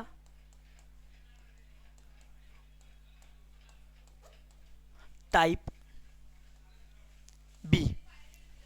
Haemophilus influenza type बी हे 5 आजार आहेत. हा बॅक्टेरियामुळे, हा पण बॅक्टेरियामुळे, हा व्हायरसमुळे आणि हा इन्फ्लुएन्झाचा जो आहे ना तो बॅक्टेरियामुळे. हे बघा, कधी कधी इन्फ्लुएन्झा म्हणजे एका प्रकारे ताप तो आपण व्हायरसमध्येच कंटेन करतो, पण काही काही ठिकाणी तुम्ही लक्षात ठेवणं गरजेचं आहे तो बॅक्टेरियामुळे सुद्धा होतो. हा हे 5 आजारात जे आहेत ते पेंटाव्हॅलेंटमध्ये समावेश केलेले आहेत.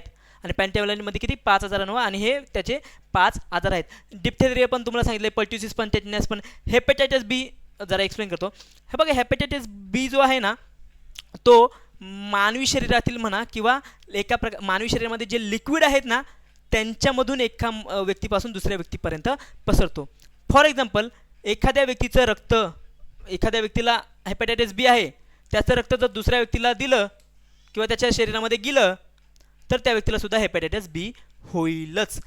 काहींना बघा सुया टोचायची सवय असते. आपण लहान वगैरे होतो, आपल्याला सुद्धा होती की बाबा एक सुई घ्यायची, याला टोचव त्याला टोचव. पण जर तुम्ही चुकून जर एखादी सुई हेपॅटायटिस बी असलेल्या व्यक्तीला टोचली आणि तीच सुई जर दुसऱ्या एखाद्या ज्याला नाही त्याला टोचली तर ज्याला नाही त्याला सुद्धा हेपॅटायटिस बी होऊ शकतो. जर ह्या सुईला रक्त लागलेलं असेल तर रक्त लागलं पार, तुम्ही पार असं पार जोर लावूनच टोचलं, रक्त लागलं आणि ती सुई जर याला टोचली, याच्या पण रक्तापर्यंत संपर्क गेला तर समजायचं की बाबा एका प्रकारे त्या व्यक्तीला सुद्धा तो व्यक्तीसुद्धा संक्रमित होऊ शकतो. आता समजा फॉर एक्झाम्पल तुम्ही एखाद्या बाळाला वगैरे गालावर वगैरे किस केलं किंवा पप्पी वगैरे घेतली आणि तुमचं थोडंसं थुंकी वगैरे तिथे लागली म्हणा, तर फॉर एक्झाम्पल म्हणतो असं जर झालं गालावर वगैरे आणि ती जर लाळ म्हणा किंवा तुम्हाला जर संक्रमित असाल, जी व्यक्ती संक्रमित आहे ती म्हणतो, तिने जर एखाद्या बाळाला गालावर वगैरे किस केलं, पप्पी वगैरे घेतली आणि ती जर थुंकी वगैरे म्हणा काही कारणास्तव त्या बाळाच्या तोंडामध्ये वगैरे गेली तर तिथून सुद्धा त्या बाळामध्ये म्हणा हा आजार जाऊ शकतो. त्याचबरोबर बघा, सेक्शुअल ट्रान्समिटेड डिसीजसुद्धा आहे. म्हणजे जर एखाद्या व्यक्तीला, हा एक व्यक्ती त्यांच्यापैकी एक जरी संक्रमित आहे आणि त्यांच्यामध्ये जर असुरक्षित लैंगिक संबंध झाले, एकाला आहे त्याच्यामुळे दुसऱ्याला सुद्धा होणारच, त्यामुळे सुरक्षित लैंगिक संबंध स्थापित करणे सुद्धा गरजेचं आहे. आता बघा, हे सुद्धा झालेलं आहे. आता तुम्हाला हिमोफिलस इन्फ्लुएन्झा टाईप बी हे थोडं समजवतो. हा बॅक्टेरियामुळे होतो, शरीरात येईल. कशामुळे येईल तर भोजनमुळे येईल, पाण्यामुळे येईल आणि तो डायरेक्ट अटॅक करतो, तो म्हणजे मेंदूवर. मेंदूवर म्हणण्यापेक्षा तुम्ही डायरेक्ट बोला सेंट्रल नर्वस सिस्टीम. काय? सेंट्रल नर्वस सिस्टीमवर डायरेक्ट अटॅक करेल आणि लवकरात लवकर जर याच्यावर उपाय केला नाही तर काय होईल माहिती आहे का? तर ना ब्रेन काम करणं सुद्धा बंद होऊ शकतो. कधी कधी फिट येतात नाही का, त्या पण जास्त करून म्हणजे त्याच्यासाठी सुद्धा कारणीभूत आहे कोणता, हा आजार. अजून बघा त्याचबरोबर एक आणखी आहे की मानवी शरीरामध्ये पण डोळे वगैरे असतात, तर डोळेसुद्धा कमजोर होतात ह्या आजारामध्ये. आणि शरीरामध्ये जो आहे आपण हे बघा, हे मानवी शरीर समजा, इथे लंग्स आहेत, हा लंग्स, हे मानवी शरीराचा जो गळा आहे ना, इथून पाईप आला आत, म्हणजे हा गळाच आहे पाईप. इथे ना एका प्रकारे ना एक लेयर असते, लेयर म्हणण्यापेक्षा एक पडदा असतो. आपण जेव्हा श्वास घेतो ना, हा पडदा ना तिकडे होतो, ह्या बाजूला होऊन जाईल जेव्हा श्वास घेतो तेव्हा, आणि जेव्हा अन्न खातो तेव्हा पडदा ना ह्या बाजूला होऊन जाईल. म्हणजे बघा एका प्रकारे पडदा असा असतो. आपण जेव्हा श्वास घेतो तेव्हा जेवणाचा मार्ग बंद करतो, एका प्रकारे जेव्हा जेवण खातो तेव्हा एका प्रकारे श्वासचा मार्ग बंद करतो नाही का, तो आहे इपिग्लोटिस त्या पडद्याला किंवा दरवाजाला म्हणू शकता. तो सुद्धा याच्यामुळे सुचतो. कशामध्ये, तर हिमोफिलस इन्फ्लुएन्झा टाईप बी मध्ये तो पडदासुद्धा सुचतो, आणि आपल्याला जेवताना म्हणा किंवा श्वास घेताना सुद्धा त्याच्यामुळे सुद्धा त्रास होतो. चला आता हे पण झालं, आपण लवकरात लवकर पुढे जाऊ. पुढचा प्रश्न बघा, रोटा व्हायरस लस कोणत्या रोगापासून संरक्षण करते. रोटा व्हायरस, आता व्हायरस नाव दिले म्हणजे काय, व्हायरसमुळेच होणार आहे. ऑप्शन बघा, एक आहे अतिसार म्हणजे डायरिया, दुसरा आहे मलेरिया, तिसरा आहे टायफॉइड, आणि चौथा आहे चिकन पॉक्स. तर याचं योग्य उत्तर तुम्हाला सांगतो, याचं योग्य उत्तर आहे ऑप्शन नंबर 1, अतिसार म्हणजे डायरिया. आता डायरियामध्ये बघा काय होतं, डायरिया म्हणजे जुलाब, डायरिया म्हणजे जुलाब समजून जायचं. अतिसार जिथे पण जुलाब झालं, जुलाब नाव ऐकाल समजून जायचं याचं लहान आतडं खराब झालं, मोठं आतडं सुद्धा खराब झालं, म्हणजे बॅक्टेरिया किंवा व्हायरसने काहीतरी याच्यावर एका प्रकारे जादू टोना केला आहे, काहीतरी म्हणजे चुकीचं केलं आहे त्या, किंवा आजारी पाडले त्या आतड्यांना वगैरे, लहान आतडे किंवा मोठ्या आतड्यांना, कशात, डायरिया आणि अतिसारमुळे म्हणजे जुलाबामध्ये. रोटा व्हायरस यांच्याच विरुद्ध दिली जाते. रोटा व्हायरस जी आहे ना, ती सुद्धा तोंडावाटेच दिली जाते. कशा वाटे, तोंडावाटे दिली जाते. लस इंजेक्शनच्या रूपामध्ये देतील तोंडावाटे किंवा नाकावाटेच दिली जाते. आता ही तोंडावाटे दिली जाते. कोणती, रोटा व्हायरस. तुम्हाला विचारलं जाऊ शकतं, हे सुद्धा खूप महत्त्वाचं आहे. आता बघा, रोटा व्हायरसचा जो विषाणू शरीरामध्ये येतो तो जाईल पोटामध्ये, पोटामधून नंतर लहान आतड्याची जी लेअर असेल, लहान आतडे काय करतात रे, अन्न शोषण करायचं काम करतात आणि अन्न पचायला सुद्धा मदत करतील, आणि शोषणचं सुद्धा. तिथं एका प्रकारे असं व्हॅलाय असतात, व्हॅलाय म्हणजे जे पचलेलं अन्न असतील ना, त्याला ना एका प्रकारे इथून अन्न चालले, इथून अन्न असं प्रकारे अन्न चालले, तर हे व्हॅले जे आहेत ना, ते एका प्रकारे ना अन्न शोषून घ्यायचं काम करतील. पण जो रोटा व्हायरसचा जो व्हायरस आहे ना, तो ना इथे जाऊन चिपकेल, आणि एका प्रकारे यांना एका प्रकारे समजा व्हॅलेला ना एका प्रकारे कमजोरच करून टाकतो. त्यामुळे ह्या व्हॅल्या जे असतं ना, त्यांना ना अन्न शोषून घेताच येत नाही, आणि ते जे पोषण झालेलं अन्न आहे ना, म्हणजे एका प्रकारे आपण पचवलेलं अन्न ज्यामध्ये पोषक रस आहे, पोषक घटक आहेत, ते तसंच्या तसं मोठ्या आतड्यांमधून निघून जाईल. आणि जेव्हा मोठ्या आतड्यांमध्ये अन्न निघून जाईल, मोठ्या आतड्यांमध्ये जर हे व्हॅलाय नाहीच आहे, मग तिथं अन्न पचन होत, हे शोषलं जात नाही. आणि मोठे आतडे काम काय करत होते, तर पाणी शोषून घ्यायचं काम करत होते. आता हे व्हायरस तर इथं आहे, पण तो याला सुद्धा इथं सुद्धा काही प्रमाणात येतो, आणि इथे सुद्धा सिस्टीम बिघडून टाकतो. त्यामुळे पाण्याचं पण जास्त प्रमाणामध्ये शोषण होत नाही. मग हे जे पोषक तत्वे आहे, म्हणजे एका प्रकारे पोषक पदार्थांपासून भरपूर असलेलं अन्न, ते सुद्धा शरीरामधून निघून जाईल, आणि हे जे पाणी शरीरामध्ये जे शोषलं गेलं नाही ह्या मोठ्या आतड्यांमध्ये, ते सुद्धा एका प्रकारे शरीरामधून निघून जाईल. आणि जे पाणी जर तसाच्या तसं बाहेर पडलं, तर त्याला काय म्हणतो आपण, जुलाब झालं. एखाद्या व्यक्तीच्या शरीरामधून म्हणजे जुलाब जर झाले, तर समजून जायचं की बाबा त्याचे मोठे आतडे काम करणं थोडेसे बिघडलेत, त्यांना ठीक करणं गरजेचं आहे. तर कशा, रोटा व्हायरसमुळे काय, अतिसारमुळे होतो. आता कोणत्याही आजारामध्ये जर जुलाब झाले ना, तिथं ओरल रिहायड्रेशन सोल्युशन, ORS द्या म्हणजे द्याच. काय, पाणी घ्या, साखर टाका, मीठ टाका, बास, दुसरं काहीच नको. हे ORS द्या, कारण जुलाबामध्ये हायड्रेशन भरपूर प्रमाणामध्ये होतं. आता हेपॅटायटिस बी ही लस कधी दिली जाते. याचं उत्तर बघा, याचं उत्तर आहे ऑप्शन नंबर 1, जन्मानंतर 24 तासात हेपॅटायटिस बी ही लस दिली जाते. त्याचबरोबर ती मांडीवर, म्हणजे जास्त करून उजव्याच मांडीवर दिली जाईल, पण लेफ्टसुद्धा मांडीवर दिली जाऊ शकते, आणि बाळांमध्ये. आणि मी तुम्हाला काय सांगितलं की बाबा मांडीवरच लस का दिली जाते, कारण मांडीचे जे स्नायू असतील ना, ते भरपूर प्रमाणामध्ये ॲक्टिव्ह असतात हाताच्या स्नायूंपेक्षा. जी पेंटावॅलंट सांगितली होती ना, पेंटावॅलंट, ती सुद्धा बाळांमध्ये मांडीवरच दिली जाईल, कारण मांडीचे स्नायू खूपच ॲक्टिव्ह असतात. आणि हेपॅटायटिस बी कशामुळे होतो, तर मानवातील जे हे लिक्विड असतं, रक्त म्हणा, थुंकी म्हणा, किंवा स्पम्स जे आहेत, म्हणजे जे असुरक्षित लैंगिक संबंधामध्ये, ते सुद्धा स्पम्स म्हणण्यापेक्षा तुम्ही वीर्य म्हणा, ते सुद्धा एका प्रकारे घातक वगैरे आहे. आता बघा पुढचा प्रश्न, जापानी इन्सेफलायटिस जे लस कोणत्या आजाराविरुद्ध दिली जाते. जापानी इन्सेफलायटिस हा व्हायरसमुळे होणारा, कशामुळे, व्हायरसमुळे होणारा आजार आहे. त्याचबरोबर हा व्हेक्टर बॉर्न डिसीज आहे, व्हेक्टरमुळे. आणि याचा व्हेक्टर कोण आहे रे, याचा वेक्टर कोण आहे? त्या मच्छरचं नाव काय? तर क्युलेक्स. क्युलेक्स मच्छरमुळे किंवा माशीमुळे, मच्छरमुळे म्हणा, हा आजार होतो. आणि क्युलेक्स जी माशी आहे, मच्छर आहे, तो कुठे जन्मतो किंवा कुठे प्रजनन करतो? तर जो शेतीचा एरिया असेल ना, शेतीचा एरिया जिथे तिथे जे पाणी साठतं ना, तिथे जास्त करून हा प्रजनन करतो.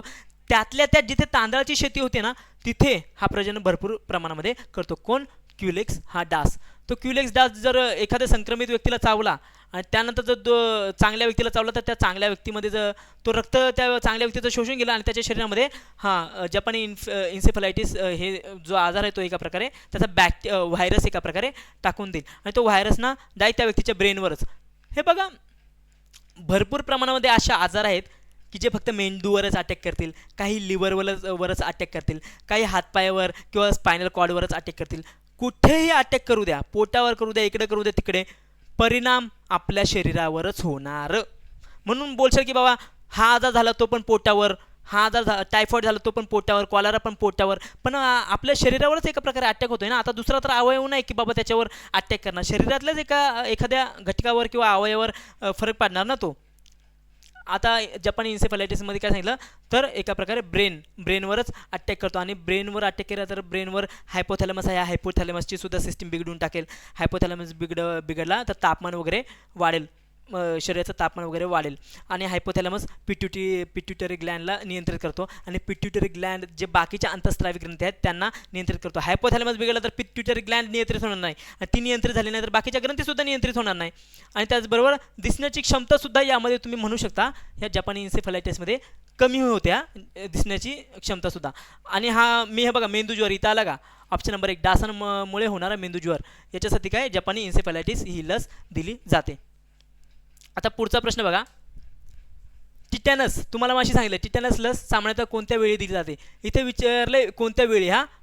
ऑप्शन नंबर 1 जखम झाल्यावर किंवा प्रसूतीपूर्वी काळात, फक्त बाल्यावस्थेत, फक्त शालेय वयात, आणि चौथा आहे वृद्धावस्थेत. तर याचं माशी तुम्हाला मी जे एक्सप्लेन केलं त्यामधून तुम्हाला उत्तर समजून गेलं असेल. याचं उत्तर आहे ऑप्शन नंबर 1 जखम झाल्यावर किंवा प्रसूतीपूर्वी काळात. प्रसूतीपूर्वी म्हणजे बाळ जन्म द्यायच्या अगोदरसुद्धा महिलेला ही लस दिली जाऊ शकते. टीटीची म्हणजे तिच्या शरीरामध्ये एका प्रकारे अँटीबॉडी तयार होतील आणि अँटीबॉडी नाळेद्वारे बाळाला मिळू शकतील. आणि जखम झाल्यावर देणं तर गरजेचं आहे टीटीचं. पुढचं बघा, लसीचा जनक म्हणून कोणाला ओळखले जाते? तर कोणाला रे? ऑप्शन बघा काय आहेत. एक आहे एडवर्ड जेन्नर, दुसरा आहे लुई पाश्चर, तिसरा आहे रॉबर्ट कॉक आणि चौथा आहे जोसेफ लिस्टर. याचं उत्तर सांगू देतो. याचं योग्य उत्तर आहे ऑप्शन नंबर 1 एडवर्ड जेन्नर. बघा, एक आजार होता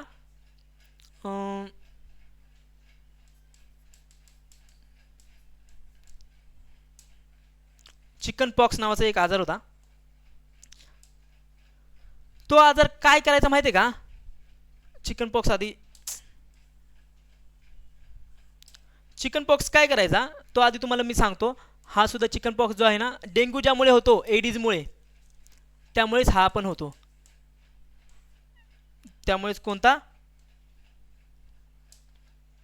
त्यामुळे चिकन पॉक्स सुद्धा होतो. एडिज इजिप्ती म्हणू शकता.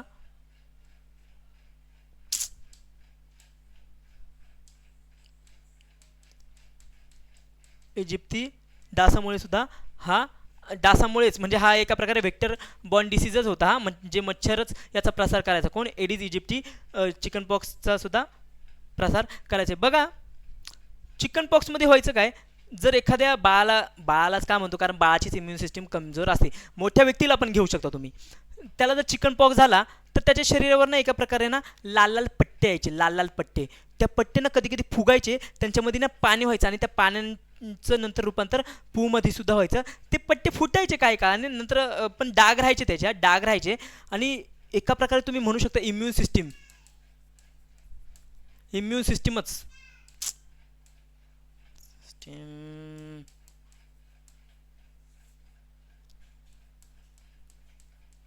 इम्युन सिस्टीमवरच एका प्रकारे हे इम्पॅक्ट करायचं आणि इम्युन सिस्टीमच एका प्रकारे ढासळून जायची. आणि ह्या चिकन पॉक्समुळे भरपूर प्रमाणामध्ये लोक दगावले गेले होते, भरपूर प्रमाणामध्ये. त्यामुळे याचा कुठेतरी नायनाट करणं गरजेचं होतं.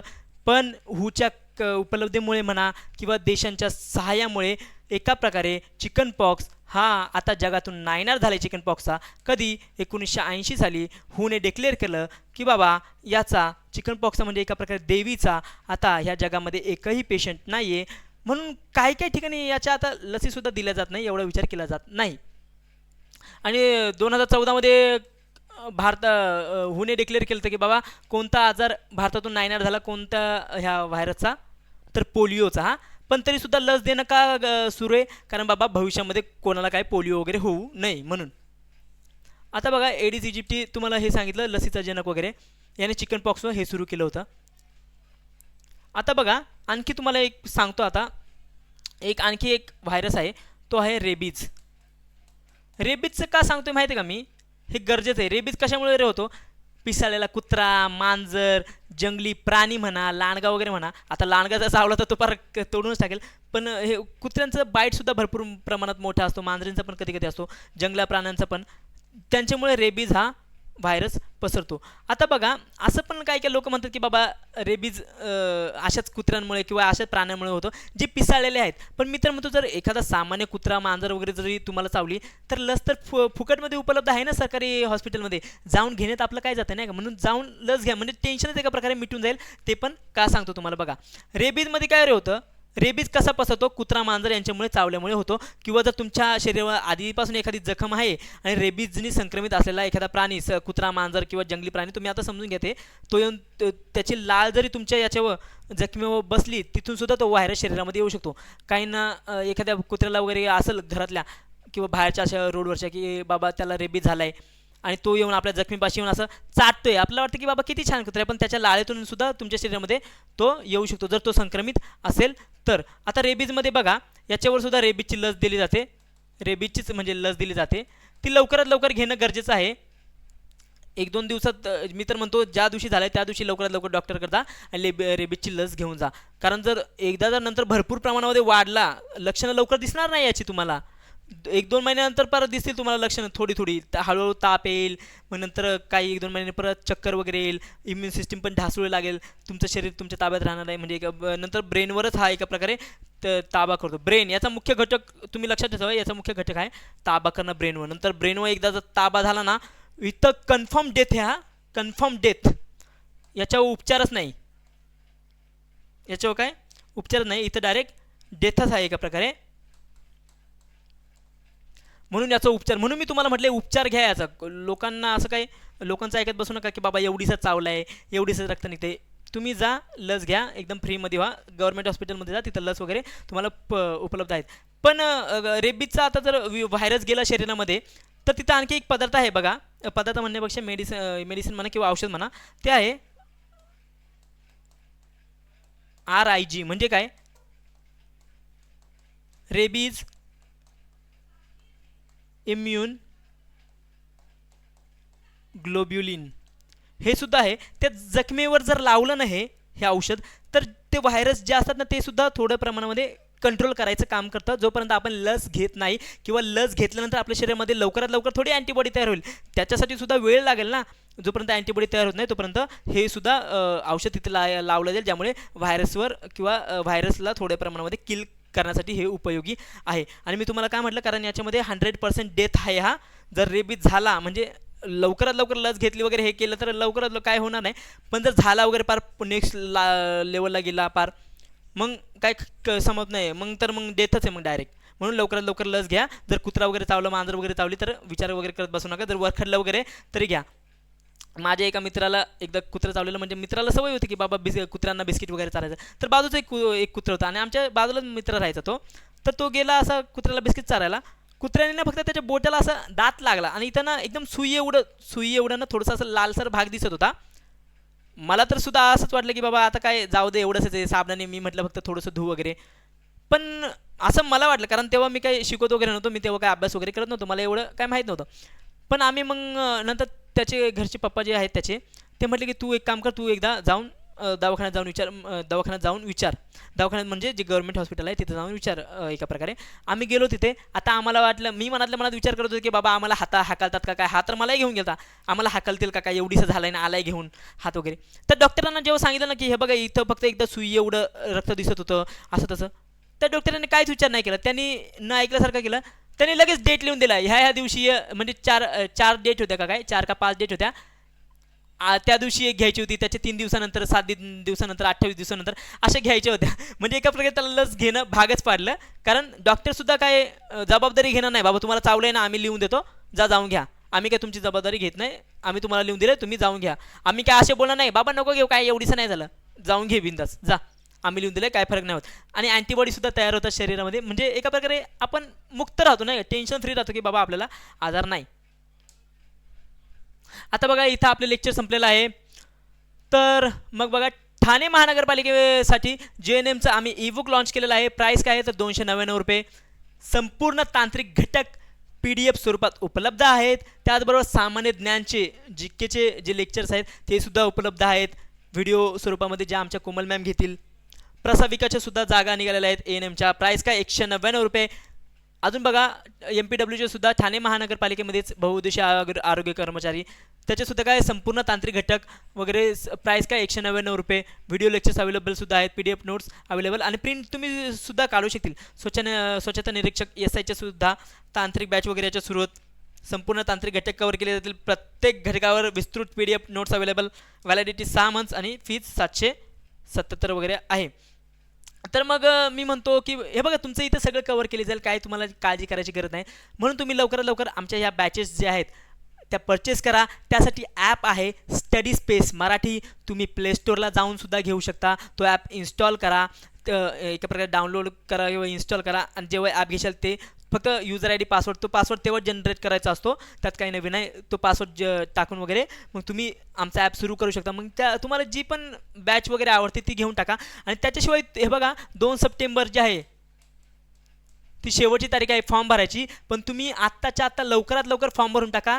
वेळ समाप्त होण्याची वाट बघू नका, लवकरात लवकर. कारण भरती बघा लवकरात लवकर निघत नाही. आपण म्हणतो भरती निघेल, ही निघेल, ती निघेल, तुम्ही वेळ नका व्हायला घालू. आत्ता संधी आहे तर लवकरात लवकर फॉर्म भरून टाका. भरला नसेल तर लवकरात लवकर भरून टाका. आणि आमची बॅच जी आहे ती घ्या, ज्यामध्ये तुम्हाला जर काय प्रॉब्लेम असतील GKचे तर ते कोमल मॅम सॉल्व्ह करतील, बाकीचे आहेत ते सर वगैरे सॉल्व्ह करतील, आणि मी सुद्धा आहेच तुमच्या मदतीला काही डाऊट वगैरे असेल तर. तर मग एवढंच की आमच्या बॅच तुम्ही घेऊ शकता, जी बॅच तुम्हाला आवडेल ती तुम्ही बॅच घेऊ शकता. आणि बघा असं पण कधी कधी वाटतं की काही विद्यार्थी वगैरे आहेत, विद्यार्थी म्हणण्यापेक्षा मी तर तुम्हाला माझा मित्र मानतो, तर काही मित्र मुली आणि मुलं दोघांना मित्र मानतो, फ्रेंड्स. तर बघा काही वेळेस असं सुद्धा म्हणतात की बाबा जास्त एक्सप्लेन करू नका. हे बघा, जो प्रश्न सेट करणारा व्यक्ती आहे ना, तो वरच्यावर विचारणार नाही, तो डिटेलमध्ये सुद्धा जाऊन विचारू शकतो. आणि मी तुम्हाला म्हटलंच आहे की तुम्ही गव्हर्नमेंट एक्झामची तयारी करतात, त्याच्यासाठी भरपूर फॉर्म्स येतात. म्हणजे जागा तर कमी असतात, पण ॲप्लिकेशन म्हणजे भरपूर विद्यार्थी अप्लाय करतात त्या गव्हर्नमेंट एक्झामसाठी. तुम्हाला जर क्रॅक करायचं असेल तर तुम्ही डिटेलमध्ये अभ्यास करा. जर तुम्हाला पास व्हायचं असेल तर फुकट्या बघत संधी हातातून घालवू नका, भरपूर अभ्यास करा. कारण एकदा जर संधी गेली तर गेली, मग वेळ पुन्हा येत नाही. तुम्ही म्हणशाल की यार मी अभ्यास केला पाहिजे होता. म्हणून मी तुम्हाला डिटेलमध्ये सांगतोय की तुमचा एखादा आजार वगैरे घेतला तर त्याच्यामध्ये डिटेलमध्ये सांगितलं, तुमच्या डोक्यामध्ये व्यवस्थितपणे बसेल की बाबा हां, ह्या माझ्या फ्रेंडनी, तुम्ही मला सर म्हणण्यापेक्षा मित्रच म्हणा, मला काही वाईट वाटणार नाही. आणि मी सुद्धा म्हणतो की तुम्ही मला मित्रच म्हणा, डायरेक्ट सर वगैरे म्हणायची गरज नाही. तर मग बघा, आता एवढं सांगायचं होतं. तर मग तुम्हाला जर काही डाऊट असेल आजच्या लेक्चरबद्दल, काही प्रश्न वगैरे असतील तर तुम्ही आमच्या कमेंट बॉक्समध्ये कमेंट वगैरे करू शकता. आणि तुम्हाला सांगितलं ह्या ॲपचं नाव तर काय, स्टडी स्पेस मराठी. प्ले स्टोअरवर जाऊन घेऊ शकता. जर तिथे जायचं नसेल तर आमच्या डिस्क्रिप्शन बॉक्समध्ये सुद्धा ॲपची लिंक आहे, तिथे जाऊन तुम्ही तो आमचा ॲप घेऊ शकता आणि लॉग इन वगैरे करून कोणतीही बॅच परचेस करा. यांच्यापैकी तिथे उपलब्ध आहेत. GK वगैरे GS वगैरे सगळे लेक्चर्स तिथे आहेत. तर चला मग आता थांबूया इथेच, भेटूया पुढच्या लेक्चरमध्ये. धन्यवाद.